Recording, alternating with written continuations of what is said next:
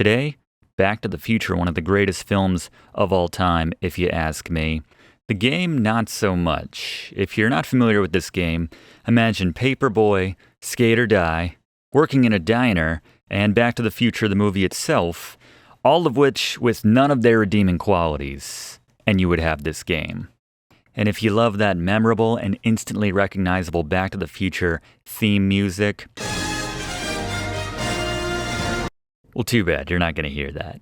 And if you like that Huey Lewis and the News song, Power of Love, they played at the beginning of the movie. Don't need money, don't take fame.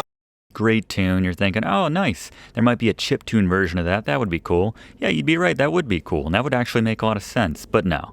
What you do get is this.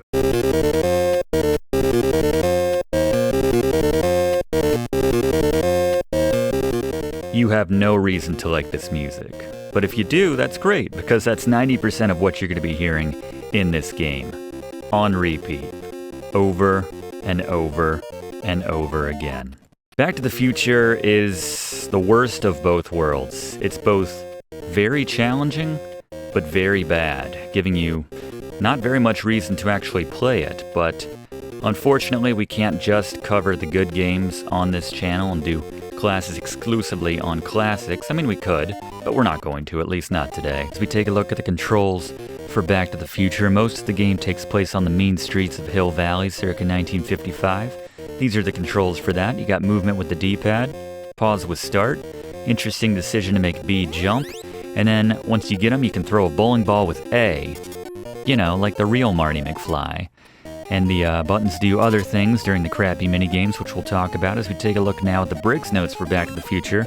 First one is very important. Don't play this game. Now you might be wondering, Professor, how am I supposed to beat this game? How can I win if I don't play it? No, you misunderstand me. You win by not playing this game. Yeah, having a total somewhere where you could have an idea of how many super shakes you have would make too much sense. Why put that on the screen? See, these bullies are starting to get agitated, coming at the counter pretty quickly in numbers. Some of them, at least. Some of the bullies aren't quite as motivated as others about killing Marty. Kind of makes me think that maybe some of these bullies just sincerely want to place an order at the counter, but we're just not letting them. No outside food or beverage, friend. Get out of here with that. Super shaked his face. Yeah, just the law of average. You can't tell me all these bullies want us dead, or at least even know who we are. Come on now. Magic number is 50, by the way. This is going to go on forever. Or at least beyond 50. You just need to reach 50. And then, it's alright if you get caught at that point. So I use my final super shake. It's all gravy here. To use a, oh, sorry, miss. And he says, that's not a nice thing to do to the lady. And he breaks our neck. There we go. But again, we just had to clear 50. Well done, Marty. Head for the school. The most interesting context for well done as I've ever heard. You just broke your neck. Well done. You'll never walk again, Marty. Well done. Given all the deserved hate for this game, maybe the most shocking fact about Back to the Future for the NES was that Beam Software was actually allowed to create the sequel in Back to the Future Part 2 and 3. I guess it was bad enough that LJN said you don't get to make 2 sequels, so you have to combine both movies into one title. Thanks, Fluff. Probably right. You got it, Professor.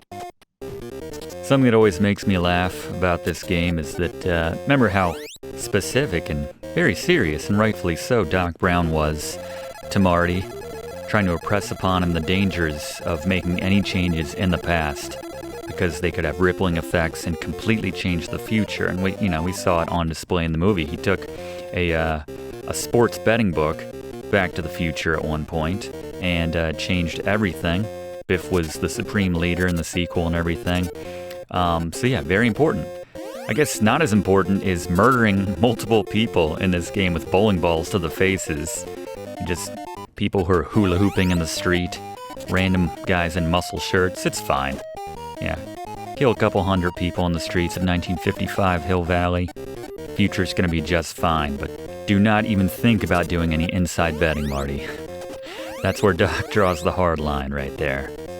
All right, so again, just like in the movie, who can forget this famous scene where Lorraine was showing and literally throwing her love at Marty in the classroom, and Marty had his patented heart shield to block every single one of those hearts and keep a very awkward moment from happening on screen. From when the movie went from, oh, that's funny.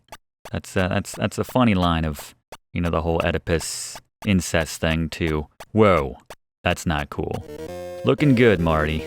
Better get to the dance. I think if you lose, it says, you're just too darn cute, Marty, or something like that. It's like, oh, that's a nice, innocuous way to say that your mother assaulted you in this alternate timeline in the past. Let's go to Fluff for another fact. I like this one. According to an interview from 2010, even the screenwriter and creator of Back to the Future, Bob Gale, knew what a flaming turd this game was. The developers made it clear that they didn't want any input from the filmmakers regarding the game, but they promised to show them the game when it was ready. Gale was understandably outraged when he finally was shown the game, and he had a laundry list of changes he had requested. But of course, by then it was too late, and LJN released the game as it was. Gale even went so far as to actively discourage people from buying the game when he did interviews around the time of the game's release. Yeah, that would be really weird if he thought this was a resounding success. No surprises there, I suppose, but it still makes me laugh.